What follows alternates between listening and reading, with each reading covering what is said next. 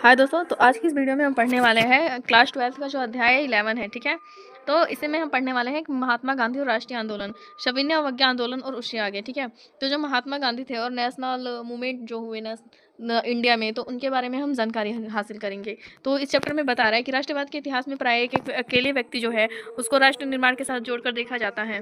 उदाहरण के लिए हम इटली के निर्माण के साथ देखें तो गैरीबाल्डी को कहते हैं कि हाँ, इटली के निर्माण में गैरीबाल्डी का योगदान था। उसी प्रकार से अमेरिका स्वतंत्रता युद्ध के साथ जॉर्ज वाशिंगटन को और वियतनाम को औपनिवेशिक शासन से मुक्त कराने के संघर्ष से हो ची मिन्ह को जोड़कर देखते हैं। इसी तरह महात्मा गांधी को क्या है कि जो भारतीय राष्ट्रीय है उसका पिता माना गया है। ठीक है, भारतीय राष्ट्रीय आंदोलन में अगर किसी व्यक्ति का नाम लेना हो तो सबसे महत्वपूर्ण व्यक्ति महात्मा गांधी, चूंकि गांधी जी स्वतंत्रता संघर्ष में भाग लेने वाले सभी नेताओं में सर्वाधिक प्रभावशाली और सम्मानित हैं, अतः उन्हें दिया गया उपयुक्त विश्लेषण गलत नहीं है। हालांकि वाशिंगटन अथवा हो ची मिन्ह की तरह महात्मा गांधी का राजनीतिक जीवन वृत्त उस समाज ने ही संवारा और नियंत्रित किया जिस समाज में वे रहते थे। कोई व्यक्ति चाहे कितना ही महान क्यों ना हो, वह न केवल इतिहास बनाता है बल्कि स्वयं भी इतिहास द्वारा बनाया जाता है। ठीक है, तो यहाँ पे एक बात कह रहा है कि कोई भी व्यक्ति भले कितना ही महान क्यों ना हो, वह ना ही केवल इतिहास बनाता है बल्कि इतिहास के द्वारा वो स्वयं भी बनाया जाता है। इसके बाद कह रहा है इस अध्याय में 1915 से 1948 के महत्वपूर्ण काल के दौरान भारत में गांधी जी की गतिविधियों का विश्लेषण करेंगे। तो इसमें सबसे महत्वपूर्ण जो है गांधी जी को ही रोल दिया गया है। सबसे महत्वपूर्ण गांधी जी हैं जिनके बारे में हमें इस चैप्टर में पढ़ना है, और उनका समय था 1915 से 1948, क्योंकि 1915 से जब वो दक्षिण अफ्रीका से वापस आए थे। ठीक है, और 1948 तक उनके देहांत तक का समय। इस युग को गांधी युग के नाम से भी जाना जाता है। ठीक है, तो यह भारतीय समाज के विभिन्न हिस्सों के साथ उनके संपर्कों और उनके द्वारा प्रेरित तथा नेतृत्व किए गए लोकप्रिय संघर्षों की छानबीन करता है। यह अध्याय जो है विद्यार्थियों के समक्ष, ठीक है, जो भी स्टूडेंट है उनके समक्ष उन अलग अलग प्रकार के स्रोतों को भी रखता है जिसका इस्तेमाल इतिहासकार एक नेता के जीवन वृत्त तथा वह जिन सामाजिक आंदोलन से जुड़ा रहा है कि पुनर्निर्माण में करते हैं। यहाँ पे देखिए, यहाँ पे दृश्य दिखाया गया है मार्च 1930 में जब नमक यात्रा शुरू हुआ था। ठीक है, तो उससे पूर्व साबरमती नदी के किनारे अपने आश्रम के निकट समर्थकों से बात कर रहे हैं महात्मा गांधी। तो इनके समर्थक कितने थे? तो 1930 में जब नमक यात्रा शुरू हुआ था उस समय इतने सारे समर्थक थे नमक यात्रा के लिए जुटे हुए, और वो कहाँ पे जुटे थे? तो साबरमती नदी के किनारे। ठीक है, ये एक ऑब्जेक्टिव क्वेश्चन है तो प्लीज ध्यान दीजिएगा। उसके बाद कह रहा है कि स्वयं की उद्घोषणा करता एक नेता। तब एक नेता स्वयं की उद्घोषणा, यहाँ पे महात्मा गांधी को लिया गया है जो स्वयं के बारे में ही बता रहे हैं। तो वो कहते हैं कि मैं जो हूँ, मतलब मैं मोहनदास करमचंद गांधी, विदेश में 2 दशक रहने के बाद जनवरी 1915 में अपनी गृह भूमि वापस आए। ठीक है, इन वर्षों का अधिकांश हिस्सा उन्होंने दक्षिण अफ्रीका में बिताया। यहाँ वे एक वकील के रूप में जाने जाते थे। तो जो महात्मा गांधी थे वो दक्षिण अफ्रीका में एक वकील के रूप में जाने जाते थे, और बाद में वे इस क्षेत्र के भारतीय समुदाय के नेता बन गए। ठीक है, भारतीय समुदाय के नेता यही बने बाद में। जैसा कि इतिहासकार चंद्र देवनेसन ने टिप्पणी की है कि दक्षिण अफ्रीका में ही गांधी जी को महात्मा बनाया गया। ठीक है, उन्होंने बताया, जो चंद्रन देवनेशन है नेशन, उन्होंने बताया कि दक्षिण अफ्रीका में गांधी जी को क्या बनाया गया था? महात्मा। तो महात्मा की उपाधि दी गई थी। दक्षिण अफ्रीका में ही महात्मा गांधी ने पहली बार सत्याग्रह, और एक सत्याग्रह भी उन्होंने किया था, पहली बार सत्याग्रह, ठीक है, किया था, और अहिंसात्मक विरोध की अपनी विशिष्ट तकनीक का इस्तेमाल किया। विभिन्न धर्मों के बीच सौहार्द बढ़ाने का प्रयास किया तथा उच्च जाति ये भारतीयों को निम्न जातीय और महिलाओं के प्रति भेदभाव वाले व्यवहार के लिए चेतावनी भी दिया था इन्होंने। उसके बाद बात आती है जब गांधी जी 1915 में भारत आए, तो उस समय का भारत जो है ना, 1893 में जब वे यहाँ से गए थे, तो यहाँ पे देखिए एक समय मिल रहा है, उन्होंने 1893 में भारत से विदा ली थी और 1915 में फिर भारत आए। तो ये याद रखिएगा, आने वाला समय तो सबको याद रहता है, पर विदा कब लिए थे भारत से ये नहीं याद था। तो 1893 में वे जब भारत से गए और 1915 में जब वे भारत आए, तब के समय से अपेक्षाकृत भिन्न है भारत। ठीक है, यद्यपि यह अभी भी एक ब्रिटिश उपनिवेश था। जब ये यहाँ से गए तभी भी ये ब्रिटिश उपनिवेश ही था और अभी भी है, लेकिन अब कुछ बदलाव हुए हैं जो देखिए किस प्रकार हुए थे। लेकिन अब यह राजनीतिक दृष्टि से कई अधिक सक्रिय हो गया था।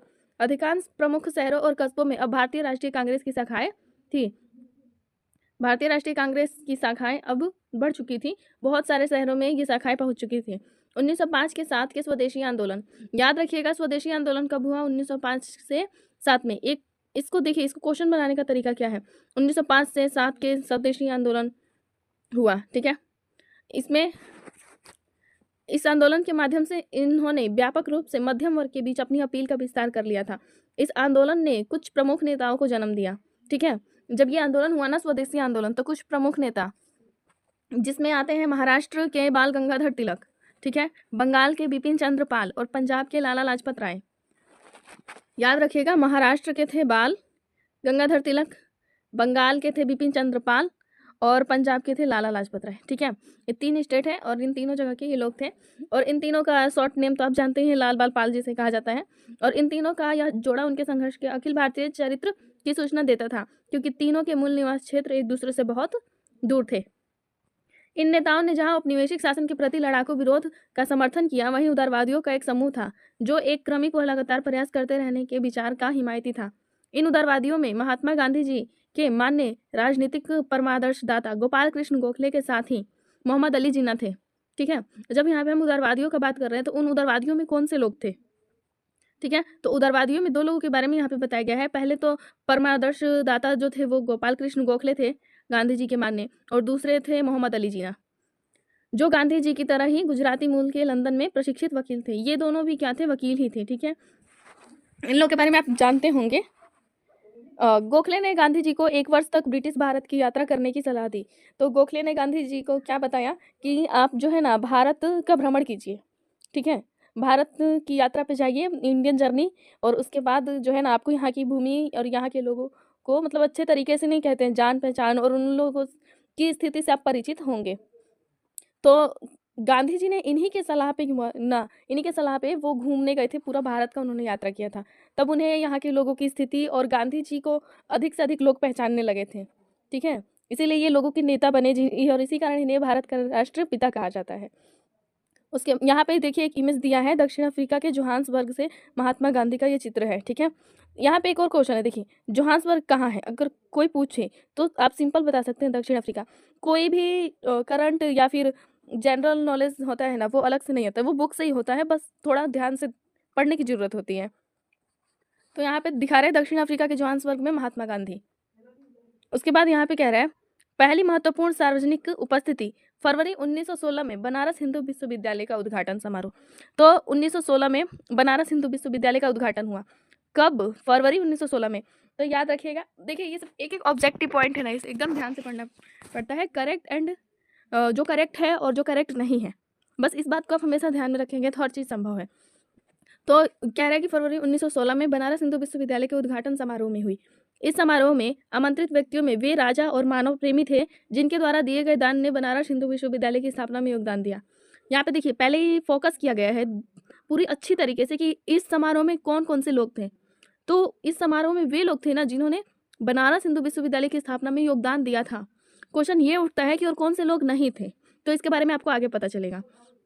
समारोह में एनी बेसेंट जैसे कांग्रेस के कुछ महत्वपूर्ण नेता भी उपस्थित थे। ठीक है, एनी बेसेंट जो है कांग्रेस की प्रमुख नेता थी। इन प्रतिष्ठित व्यक्तियों की तुलना में गांधी जी अपेक्षाकृत अज्ञात थे। उन्हें यहाँ भारत के अंदर उनकी प्रतिष्ठा के कारण नहीं, बल्कि दक्षिण अफ्रीका में उनके द्वारा किए कार्य के आधार पर आमंत्रित किया गया था। गांधी जी के आने का क्या कारण था, वो क्यों आए थे? तो सिंपल सा बात ये बताया गया है कि जो गांधी जी है ना, भारत के अंदर जो है उनकी कितनी प्रतिष्ठा है, कारण ये नहीं है, बल्कि कारण ये था कि दक्षिण अफ्रीका में जो उन्होंने कार्य किया था, अभी बताया ना, वहाँ पे एक सत्याग्रह उन्होंने किया था, उस कारण से उन्हें क्या किया गया था? आमंत्रित किया गया था।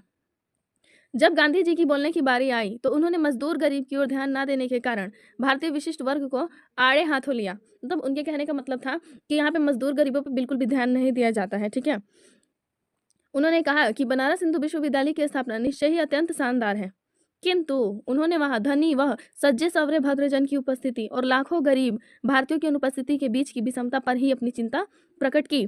गांधी जी ने विशेष सुविधा प्राप्त आमंत्रित लोगों से कहा कि भारत के लिए मुक्ति तब तक संभव नहीं है जब तक आप अपने को इन अलंकरणों से मुक्त ना कर ले और इन्हें भारत के अपने हम वतनों की भलाई में ना लगा दे।